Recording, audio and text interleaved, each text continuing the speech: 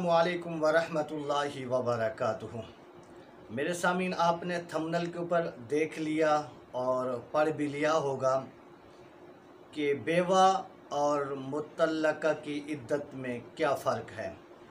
पहले हम ये समझते हैं कि बेवा किसको कहते हैं, मुतल्लका किसको कहते हैं।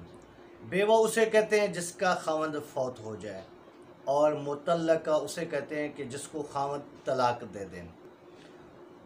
बेवा की इद्दत कितनी है? 4 महीने 10 दिन बेवा इद्दत गुजारेगी।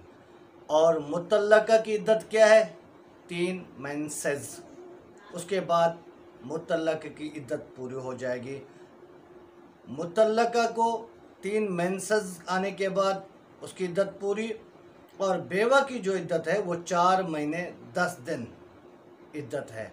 तो उम्मीद करता हूँ कि मेरी बात आपको समझ आ गई होगी। आपसे गुजारिश है कि मज़ीद ऐसी वीडियो के लिए आप हमारे चैनल को सब्सक्राइब कर दें। शुक्रिया।